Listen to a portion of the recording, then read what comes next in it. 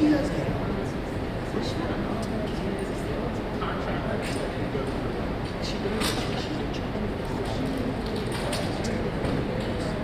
how's that for the volume level? Good? Too high? Higher? Better? Okay. Good morning. My name is Jason Kalish. I am a prosecutor from Phoenix, Arizona. Been working, next month will be my 27th year as a prosecutor. Handled all sorts of cases, almost everything except sex crimes in my career. But I'm here to talk to you about What You Do Matters. This is a program that we first started in Arizona, taking it throughout the state, and we've expanded throughout the country.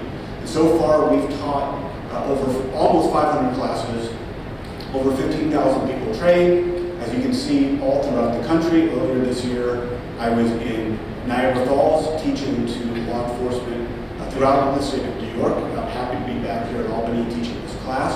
Typically, it's about a 2 to 3 hour class, depending on the size and the level of discussion. We only have an hour today, so I'm going to give you an abbreviated class, but I'm also going to do a pitch at the end to have you bring us out to your organization if you found this to be a good class and you want us to come out. We are a nonprofit.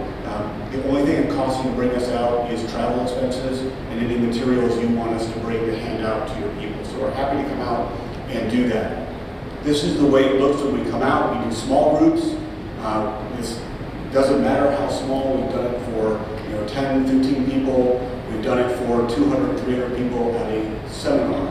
Lots of times when we come out, there's positive press, media about what we do. Prosecutors use it to show, or law enforcement use it to show to their communities that they're doing ethics training, and really get to positive press wherever we go. But people tend to think that lessons from the Holocaust, that when they bring us out or come out to a presentation like this, that it is a reaction to current events, that it is trying to say that there's a problem in an agency. And that's really not what we're about. It has nothing to do with how we started. This class was developed back in 1998 when a chief of police was asked to take a tour of the Holocaust Museum in Washington, D.C. And he went to the museum and he found that there was something that really bothered him. He couldn't quite put his finger on it. Has anybody here been to the museum in D.C.? So a few of you. It's obviously the subject matter is uncomfortable, but it's also the building is designed to be uncomfortable. So the architecture makes you feel claustrophobic in some areas. It's hot in some areas. It's cold in others. It's not supposed to be a pleasant experience. But this chief found that there was something more than that, more than just the subject matter, more than just the architecture that was bothering him. He couldn't put his finger on it. So he ended up going back to the museum on his own time a few weeks later, and it finally hit him. There are all of these pictures of police officers on the wall, and he asked himself, how can police officers have allowed the Holocaust to happen and sometimes participated in the crimes of the Holocaust? Police officers are supposed to protect their communities. How could they have stood by and let this happen? And he ended up going to the historians at the museum and asked that question and challenged them, is there a class we can put on for my officers to learn lessons from the history? And even though books have been written about the roles of police officers in Nazi Germany, no one had asked that specific question. So the historians working with the Anti-Defamation League put together a class that was inspired by that chief's question and presented it to his department before it was opened up to law enforcement across the United States. And to date, over 100,000 law enforcement officers have taken that course. And it was a prosecutor from Arizona who was invited by Jewish leaders in Arizona to take that course in 2005 that led to the creation of the version you're going to see today. So there was a handful of us in Arizona who were trained to become facilitators. I was obviously one of them. And we wanted to make the course available to every law enforcement officer and prosecutor in Arizona before we started expanding it nationwide. So what we do with the course is we start by examining why you became law enforcement professionals. So our first poll up here, looks like you've already taken it. I try to tell you to use just one word. Sometimes if you use different words or two words, it splits them up. Nobody did that here, but people like to write "get bad guys," and then "guys" shows up real big in the middle. So thank you for that. But even without me turning around and looking what's on the screen, I can guess what the answers are going to be because they're similar throughout the country. I was in North Dakota earlier this year doing this class.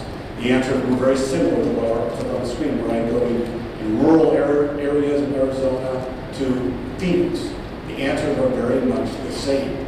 And as we go throughout the class, I'd ask that you keep your answer and all the answers on the board in mind as we do that. The other thing we ask people to consider before we start this class is what you view as your role in the community. And I'm not going to have you do it for time's sake, but this is one of our recent classes.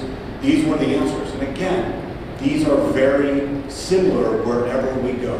Law enforcement officers, prosecutors view their role in the community as servant, protector, pillar, information, assisting. The same answers no matter where we go. And again, we ask that you keep this role in mind as we talk about this course.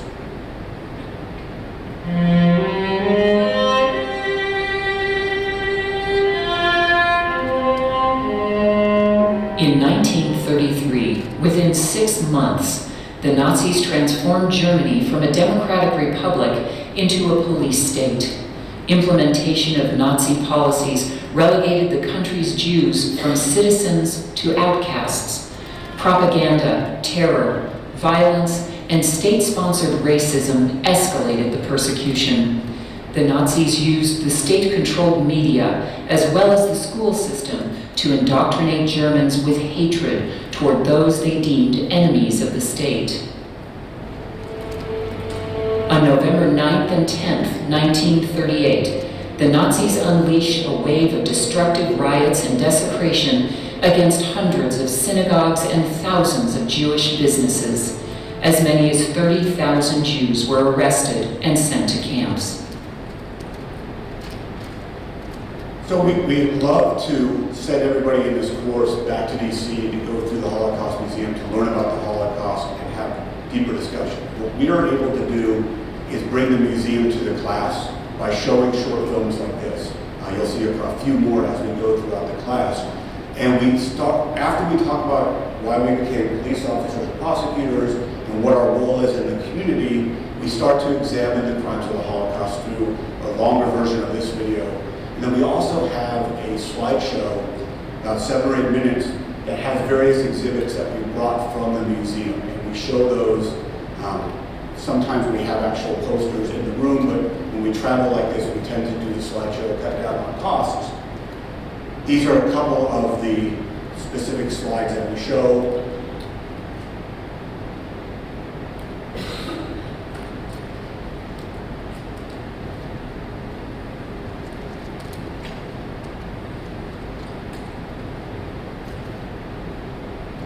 And after this exercise, we ask people to give us some feedback on what stood out to them.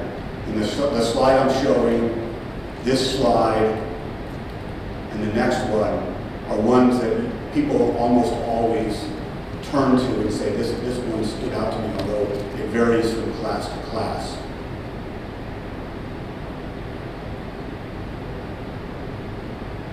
And these slides really show the dehumanization of the victims of the Holocaust. And they stand out because we just don't have anything to compare it to in our everyday lives. And even though we work in law enforcement and we see sometimes the worst of what our communities have to offer, we cannot fathom the murder of 3 million people, the systematic dehumanization of people, and it stands out to us. And you think about Germany back in 1933, when Hitler first was appointed chancellor and rose to power, it was a democratic, industrialized, civilized country. And no matter how you judge a country, whether it's science, academics, industry, whatever it is, Germany in 1933 was at the top or near the top in the world. How did they go from that in 1933 to the horrific images that we talk about in this class less than 10 years later? And that's the focus of our next video for you, which is the longest video that I'm going to show for you. It's about 70 minutes.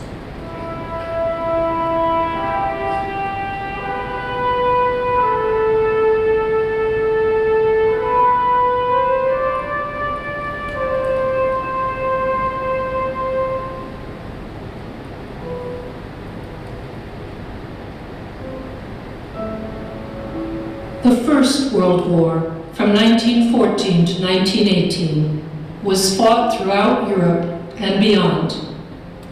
It became known as the War to End All Wars. It cast an immense shadow on tens of millions of people. This is not war, a wounded soldier wrote home. It is the ending of the world.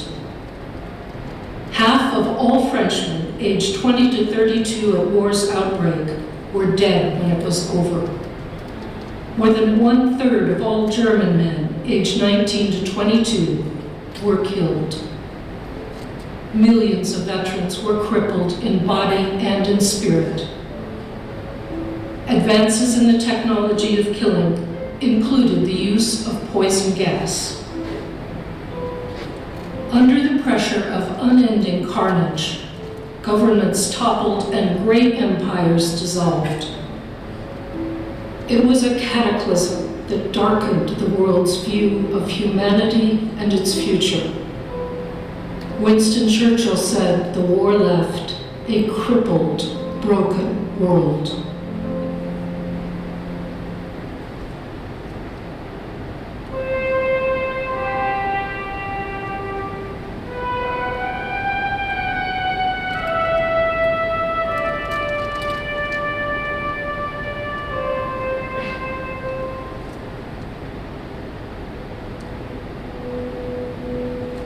The humiliation of Germany's defeat and the peace settlement that followed in 1919 would play an important role in the rise of Nazism and the coming of a Second World War just 20 years later. What shocked so many in Germany about the treaty signed near Paris at the Palace of Versailles was that the victors dictated a future in which Germany was deprived of any significant military power. Germany's territory was reduced by 13%. Germany was forced to accept full responsibility for starting the war and to pay heavy reparations.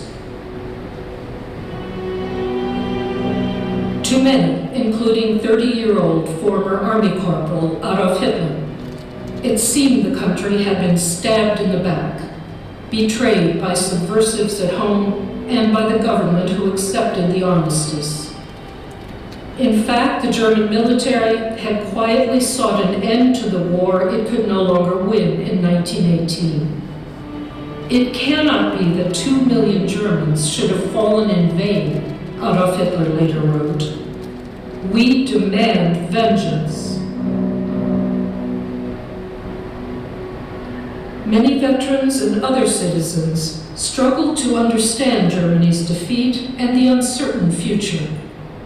Troops left the bloody battlefields and returned to a bewildering society. A new and unfamiliar democratic form of government, the Weimar Republic, replaced the authoritarian empire and immediately faced daunting challenges. Thousands of Germans waited in lines for work and food in the early 1920s. Middle-class savings were wiped out as severe inflation left the currency worthless. Some burned it for fuel. Economic conditions stabilized for a few years, then the worldwide depression hit in 1929. The German banking system collapsed, and by 1930, unemployment skyrocketed to 22%. In a country plagued by joblessness, embittered by loss of territory, and demoralized by ineffective government, political demonstrations frequently turned violent.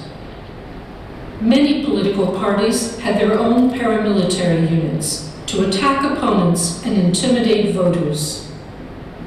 In 1932, 99 people were killed in the streets in 1 month.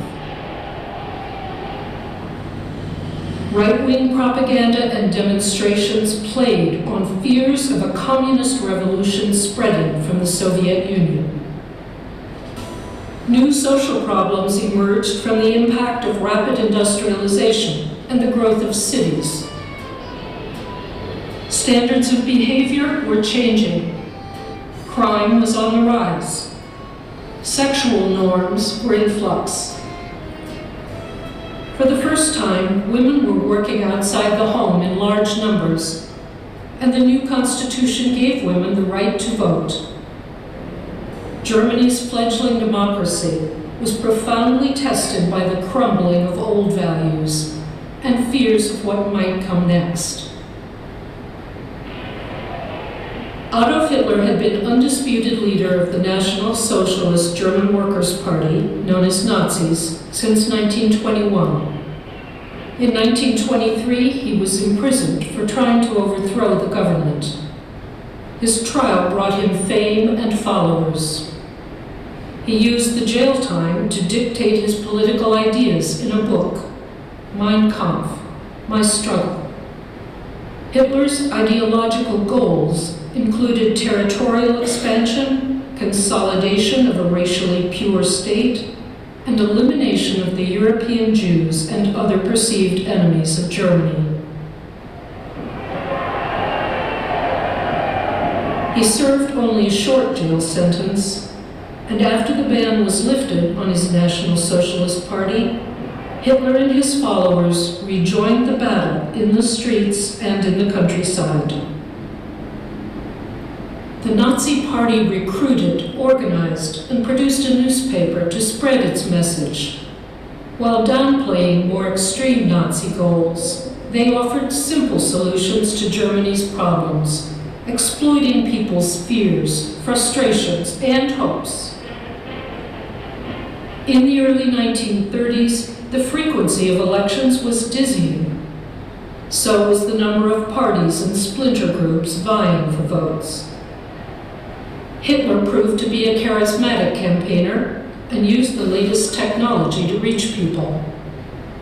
The Nazi Party gained broad support, including many in the middle class, intellectuals, civil servants, students, professionals, shopkeepers and clerks ruined by the Depression. But the Nazis never received more than 38% of the vote in a free national election.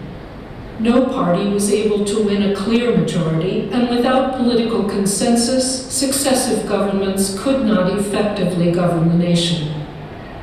Adolf Hitler was not elected to office, and he did not have to seize power.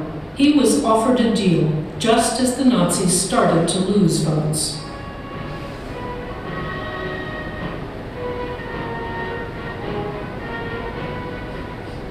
In January 1933, when the old war hero, President Paul von Hindenburg, invited Hitler to serve as chancellor in a coalition government, the Nazis could hardly believe their luck. The Nazis were revolutionaries who wanted to radically transform Germany. The conservative politicians in the new cabinet didn't like or trust Hitler, but they liked democracy even less, and they saw the leftist parties as a bigger threat. They reached out to the Nazis to help build a majority in parliament. They were confident they could control Hitler. All right, so at this point, we start looking at images and discussing them as a group. We'll just do one of the images in this class, but there's a QR code to our book that shows all the images if you want to just access that. Although we'll just go on the screen, I'll give you a second if you want to do that.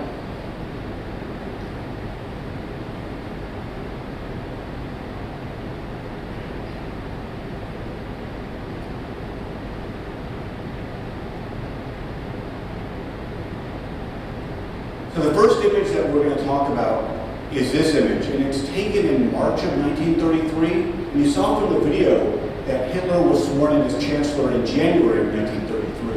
But the historians tell us that we can use this image because everywhere that the two appeared in public after Hitler was sworn in, they posed for a photo like this. It was a photo opportunity. Most of the images that we talk about in this class are photos. That they were staged because they had to prep for them. There were no camera phones back then. You had to really set up these images. So they posed for a photo like this. The Nazis would then distribute it in their newspapers and magazines throughout Germany. So who appears to be more powerful in this image?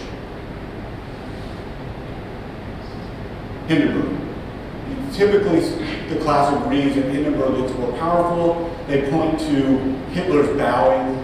He seems submissive in this. Some classes point out that Hindenburg's wearing gloves, like he doesn't even want to touch Hitler's skin. He's standing up, he's looking down on him.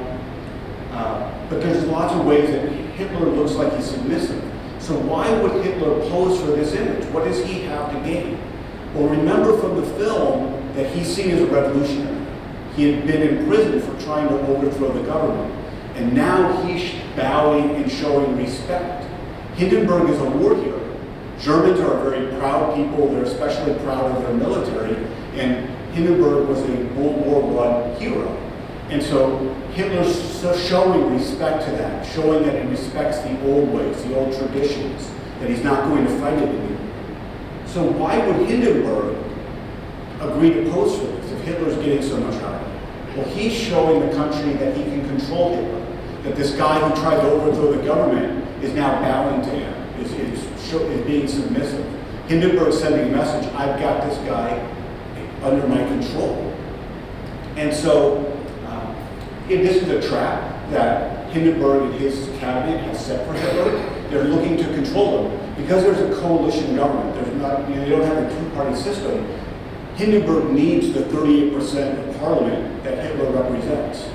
So he needs him to make the government function, but he does not like Hitler. Behind closed doors, he'll call him the upstart corporal. And Hitler knows that this is a trap. He doesn't like Hindenburg, and behind closed doors, he calls him the old man. So he's looking for a way to get out of the trap. He's looking for a way to get more power, and he's also looking for a way to convince the average German that his views are correct. He knows that the majority of Germans don't think that Jews are as bad as he does. You know, he believes that you're born a criminal, that if you're Jewish, you're born Jewish, you're a criminal. And he knows that the majority of Germans don't agree with that. So he's looking for more power. He's looking to convince Germans that he's right. And his first opportunity to do so comes less than a month later. He's sworn in at the end of January, and the next video talks about the first event that allows him to seize a little bit more power. 1 month later, when arson gutted the German parliament building, Hitler and his nationalist coalition partners seized their chance. Exploiting widespread fears of a communist uprising, they blamed communists for the fire and declared emergency rule. President Hindenburg signed a decree that suspended all basic civil rights and constitutional protections, providing the basis for arbitrary police actions.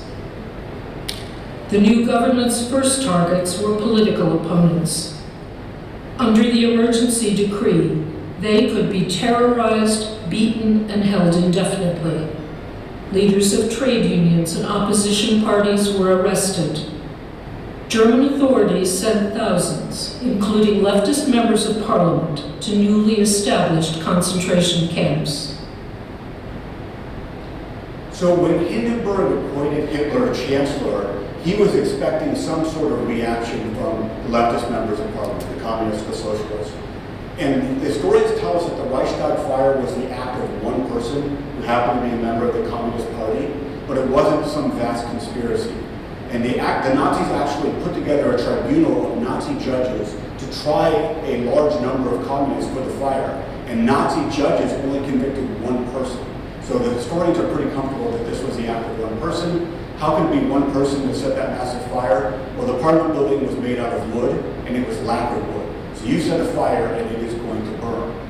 But Hindenburg is convinced it's a communist conspiracy. Hitler plays into that and convinces Hindenburg to enact the Reichstag fire decree. And what this does is it suspends certain sections of the Constitution until further notice. And spoiler alert, further notice never comes. These are never reinstated. And so what it does is restrictions on personal liberty, on the right of free expression, freedom of the press, right of assembly are just suspended. And what amendment does that sound like in our Constitution? The First Amendment. What do you think the reaction would be in the United States if the federal government just suspended the First Amendment? Yeah, that's the reaction I get everywhere. Like, it would not be good. People wouldn't stand for it. But Germans aren't used to that right in 1933. We were all born with our Constitution being hundreds of years old. Their Constitution was only 15 years old, if that, in 1933. These were rights they were not used to having. And they happily gave up those rights if it meant they could feel safer. It goes on to say that warrants for house searches, orders for confiscations and restrictions on property are also permissible beyond the legal limits otherwise prescribed. What amendment is that for us? Fourth Amendment. Again, what would the reaction be in the United States if our federal government just suspended the Fourth Amendment? Rioting, right? But let me ask you as police officers, would your jobs be easier if the Fourth Amendment was suspended?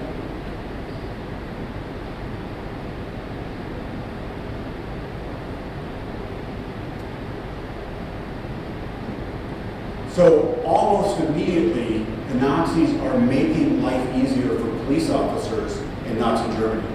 So that is the first step in Hitler getting a little bit more power. Our next short video will talk about the next thing that allows him to get more power in Germany.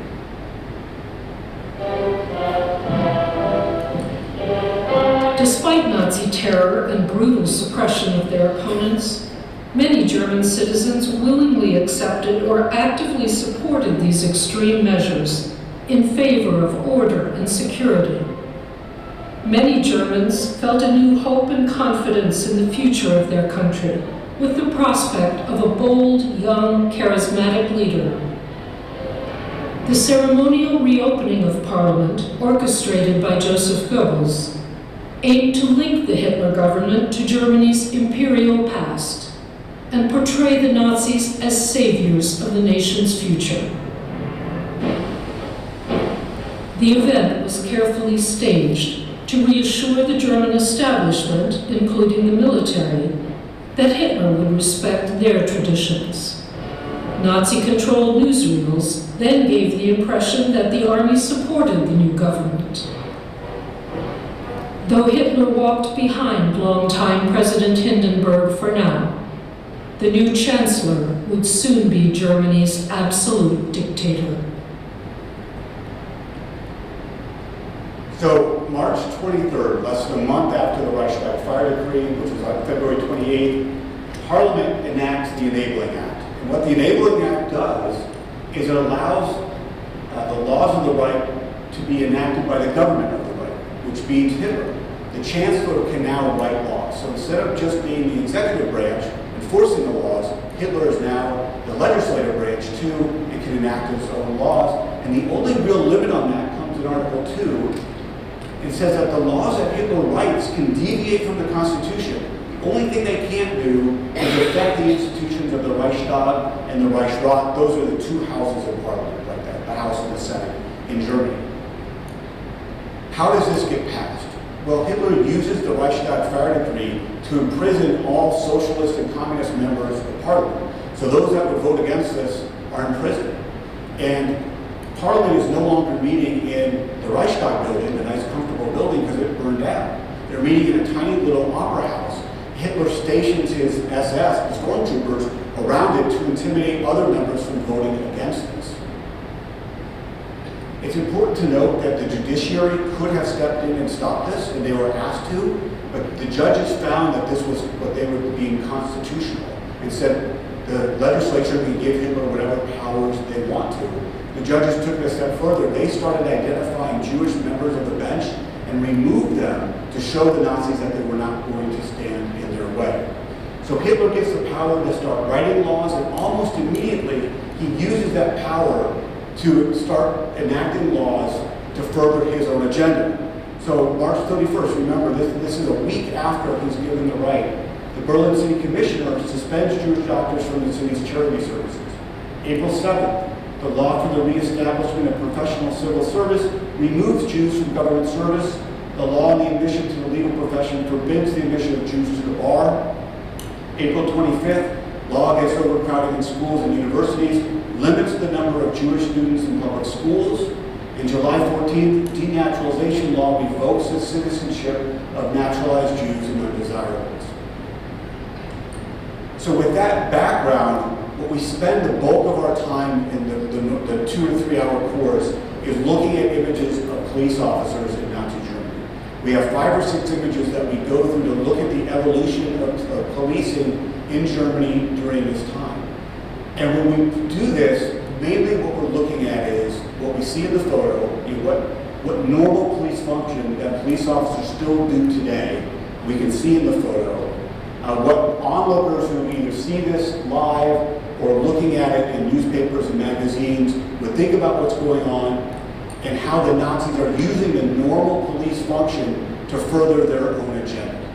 So obviously we don't have time to do all of those images. If you downloaded that booklet, you can see all the images. I'll show them to you briefly when we're done with the one we're going to look at. But we're going to look at one image that's taken in Berlin.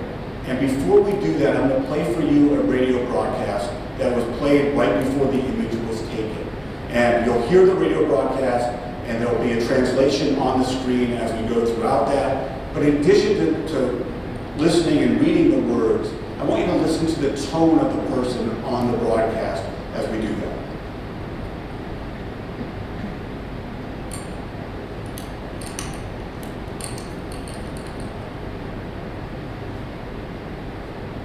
Es wird systematisch in verschiedenen Stadtgegenden, mal im Osten, mal im Westen, ohne ein bestimmtes System, jedenfalls ohne ein erkennbares System, ein Straßenzug durchsucht. Vom Keller bis zum Boden, Wohnung für Wohnung. Es wird gesucht nach Waffen, illegalen Druckschriften, Material, nach Vervielfältigungsapparaten, nach Druckmaschinen, nach Motorrädern, Kraftwagen und Ähnlichem. Die Durchsuchungen haben häufig auch noch Nebenerfolge. Es wird zum Beispiel darauf Obacht gegeben, ob sich unter den Personen, die angetroffen werden, politisch gesuchte Personen befinden.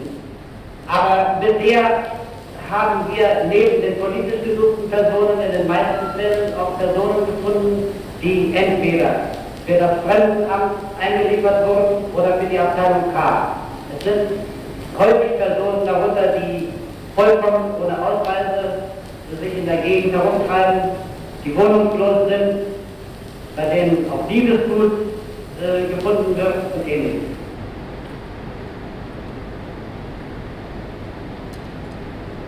So this image is April 1933, so it's just a few months after the Reichstag fire.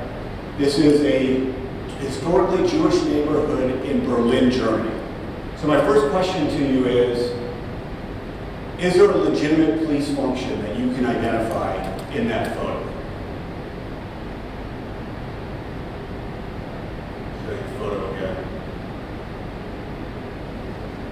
Is this something you see police officers doing today?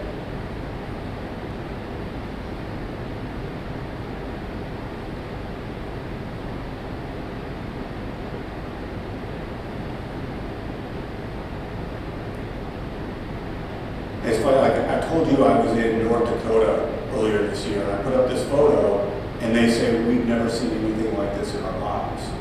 And I go to New York City, and they say, this looks like Tuesday. So, I mean, it kind of depends on what jurisdiction you're in, but, you know, normally I teach this class with a police officer in Phoenix, Arizona, and, you know, do we have SWAT units in big cities that look like this? If they're going to take down a gang in a neighborhood, do they look like this today? You know, what's different about here? Do they need a warrant to do this type of searching? No, they're just going from house to house. But you can see this sort of thing happen in major cities in the United States today.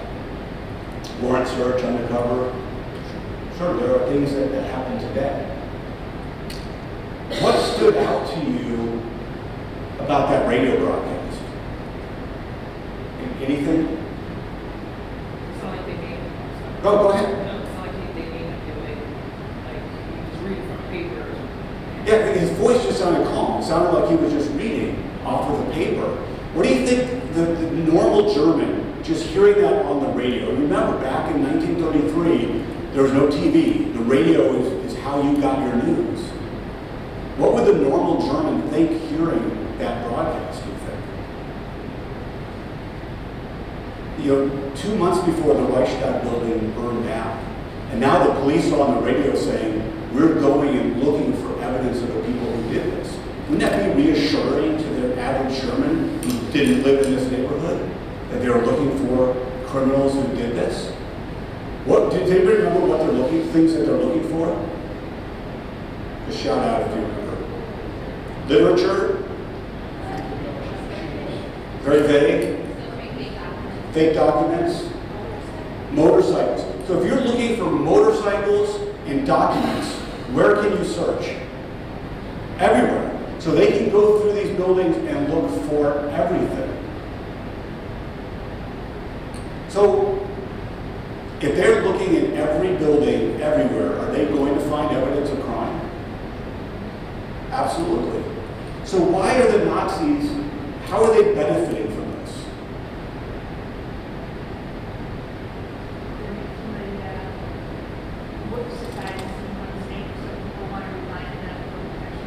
Rely on the police for protection? Sure. What else?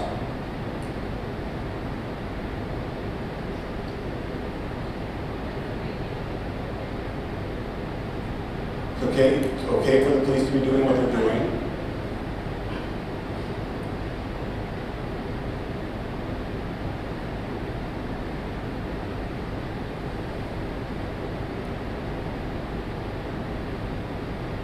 Why do you think the Nazis chose this neighborhood to send the police to? Because it's Jewish. Like, this is the last day of this seminar, right? So someone who's very tired, wants to go home. Yes.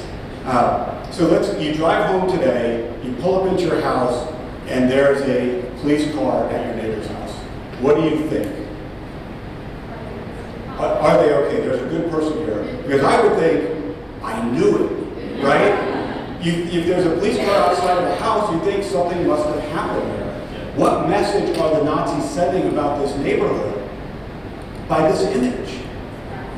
This is an unsafe neighborhood. If you're walking by and you know this is a historically Jewish neighborhood, what do you think about that neighborhood? This is where the criminals are, right? So these police officers can be saying, I'm just doing my job. I'm just searching, patrolling, all of these answers that you gave. I'm just doing the same thing I did before Hitler came into power. But the Nazis are using the police here to send a message that the Jewish neighborhood is where the criminals are. And so, of all the images, yeah. Sorry. So they're German police, not Nazis. Correct. The Nazis never take over the police. And so the first image that we use, that we didn't really talk about here, this is an SA officer who's on patrol with the police officer. Crime doesn't stop just because Hitler gets into power. And Nazis don't know how to investigate crime. So they need police officers because police officers know the communities, they know the people, they know how to investigate crime.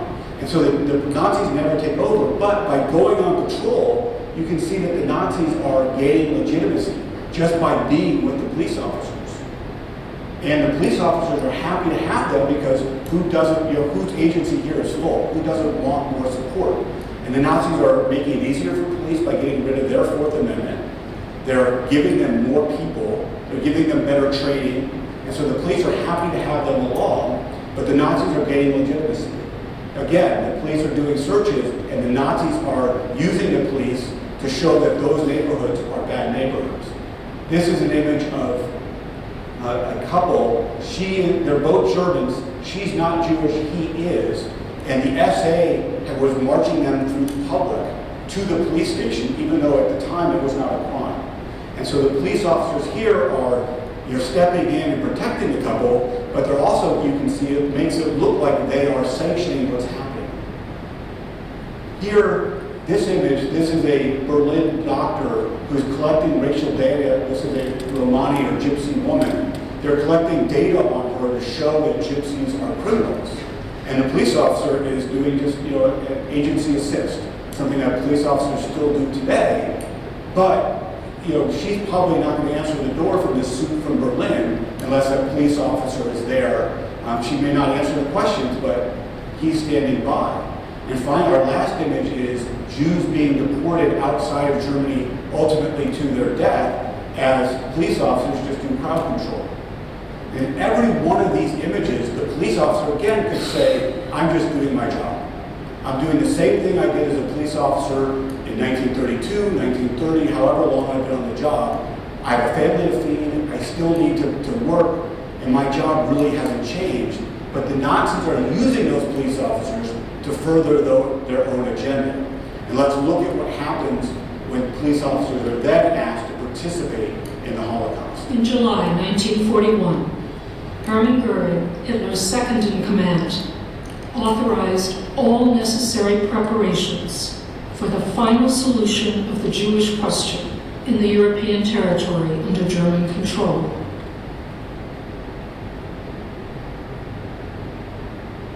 As German military forces advanced, mobile killing squads advanced with them. The German army, military SS, and German police units took an active part in authorized mass murders. The Germans and their accomplices rounded up the victims, drove them on foot or in trucks to a killing site, often made them remove their clothes, and shot them. Participants in the murders included local collaborators, especially police, in Latvia, Lithuania, Estonia, Ukraine, and Belarus. The German killing squads and their auxiliaries murdered at least 2 million Jewish men, women, and children in mass shooting operations. So after the war, there was an attempt to hold the people responsible for the killings accountable, the Nuremberg trials. And there were police officers who were prosecuted at those trials. There's a professor, Christopher Browning, who wrote a book about one particular police unit. And Professor Browning says that of those police officers who were asked to participate, 20% said sure, and did everything, including pulling the trigger that we saw in the video. Another 60% of the police officers participated, but did everything short of pulling the trigger. So they didn't say no, they rounded up victims, they stood guard, they took their possessions, dug the ditches, stood security, whatever it was short of killing them. And it was only 20% of police officers who refused to participate. And they didn't stand up and say, I refuse, I'm not going to do it. They didn't quit. They got too drunk to help. They asked for transfers. They got or acted sick to get out of that work. And we like to think that the Nazis killed anybody who wouldn't go along with them or fired them. But that's not what happened to those officers. They were simply transferred to other units, most often back to desk jobs in Berlin, where they ended up getting promoted at the same rate as the officers who participated. So the police officers who were asked to participate in the mass killings, 80% did so in one way or another. Now, at the beginning of the class, we asked you why you became a law enforcement professional. And you gave some great answers. And obviously, I wasn't around in Nazi Germany. I don't know why those police officers became police officers, but my guess is if you'd asked them, they would have given very similar reasons. Yet, they got away from these reasons and went down a slippery slope. Now, nobody thinks that police officers in New York or Arizona or the United States are going to do the same things that police officers in Nazi Germany. That's not what this course is about. What this course is about is examining why we got into this profession and what lessons we can learn to make sure we don't start down a slippery slope. Not one that leads to mass murder, but one that gets away from the ideals we had when we started. One that causes us to make mistakes that we don't want to make. And so at the end, we usually have a discussion about lessons that we can take from the history to apply to our jobs.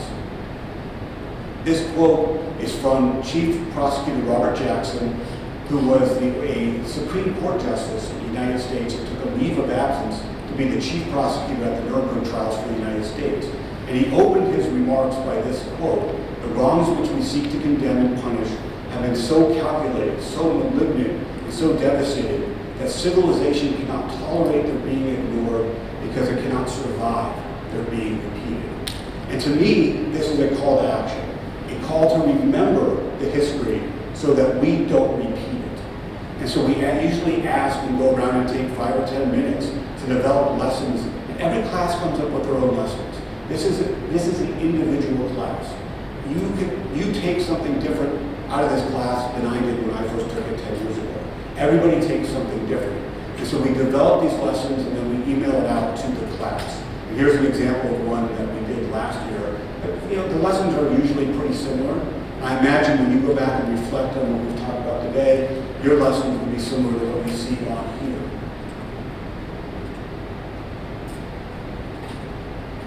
At the same time, I asked what your role is in the community, and you didn't answer. I didn't ask you to answer, but I put up, and I imagine that your answer would be very similar. And I wish that the communities you serve could be in the room when we ask this question, because usually the answers are terrific. And I wish that they could see what you felt about your role in the community, to be a leader, to be a servant, a protector. But really, I view our role as even more than that. And to demonstrate that, I want to tell you a story about a woman named Gerda Weissman-Klein. Gerda was born in Poland in 1924. She and her family were Jewish. And so when Germany and the Nazis invaded in 1939, they went into hiding, lived underground for years. And so one day, Gerda's brother was captured by the Nazis. He was sent to a camp. Gerda never saw him again. Gerda's parents, captured by Nazis, sent to a camp. She never saw them again. One day, Gerda herself was captured, sent to a camp. She was young, she was strong. So she wasn't put to death, she was put to work. And so she lived for the next 5 years in various work camps, forced to work for the Nazi war effort. And in the last days of the war, the Nazis knew they were losing, and they took steps to hide their crimes from the invading armies. So Gerda was one of about 400 women who were forced to march into the interior of Germany to try to hide them from the invading armies. Of these 4,000 women, they had nothing but the clothes on their back, and the lucky ones like Gerda had shoes on their feet. And they were marched over 300 miles into Germany in the dead of winter. In the very last days of the war, even the soldiers accompanying these women knew it was over. So they abandoned their posts. Of the 4,000 women that started, Gerda was one of about 125 who was still alive. They found an abandoned factory, and they started living there. Gerda, still being one of the strong ones, her job every day was to go out and pump water for the women who couldn't move, who couldn't go outside. And one day, she heard a Jeep come over a hill. At this point, Gerda was 21 years old. Her hair had gone white from malnourishment and mistreatment. She weighed less than 70 pounds. She hadn't had a bath or a shower in over 3 years. I'm going to let her tell the rest of her story. A very clear view of freedom and liberation came that morning when I stood in this doorway of the abandoned factory. And I saw a car coming down the hill. And the reality of that came when I saw the white star on its hood and Nazi swastika. There were 2 men in that car. One jumped out. I saw some skeletal figures trying to get some water from a hand pump, but over on the other side, leaning next to the end, against the wall, next to the entrance of the building, I saw a girl standing there, and I decided to go walk up to her. And there was an order of the awe, of the disbelief in daylight, to really see someone who fought for our freedom, for my ideals. And he looked like a god to me. And I asked her in German and in English whether she spoke either language, and she answered me in German. And I knew what I had to say. And I said to him, we are Jewish, you know.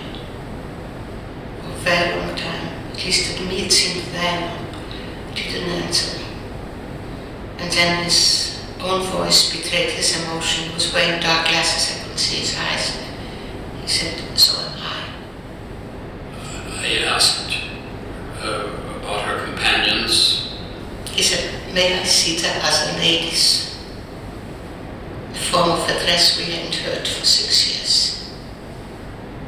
I told him that most of the girls were inside, they're too ill to walk. And he said to me, won't you come with me? I didn't know what he meant. So he held the door open for me and let me proceed. And that was the moment of restoration of humanity, of humaneness, dignity, of freedom. And this first young American Liberation Day is now my husband. He opened not only the door for me, but the door to my life and my future.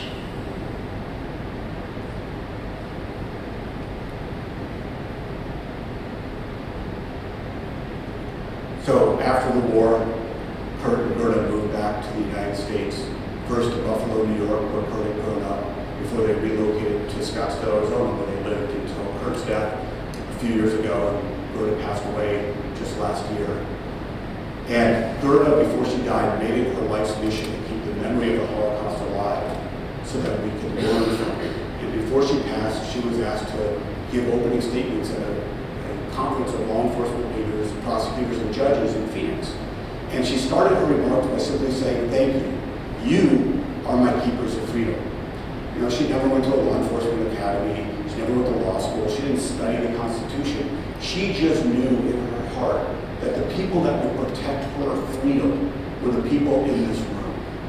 And that's why we say your role in the community is even greater than the great answers that we typically get when we give this class.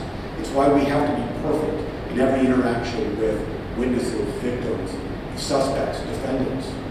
Because what we do is so important. And so I told you at the beginning that this was also a pitch for us to come out and give the full version to your agencies. When we do that, one of the things that we do is we give a challenge coin. And that's one of the expenses that we ask you to pay for if you bring us out, travel, and the challenge coin. But law enforcement leaders thought Gerda's message was so important that they wanted everyone who took the full class to get a challenge coin. And I also want to show you the impact that the full class has on participants. So immediately after the class, we sent out a survey, and almost 94% of law enforcement and prosecutors say this class is relevant to their experience as law enforcement professionals. Almost 95% say they either highly recommend or recommend it to a colleague. And then 1 year later, we do a follow-up survey after some time has passed, and still 90% think it is relevant to their experience as a law enforcement professional. I hope just the shortened version that I was able to give you today had the same impact for you. A couple of testimonials from people who have taken the course.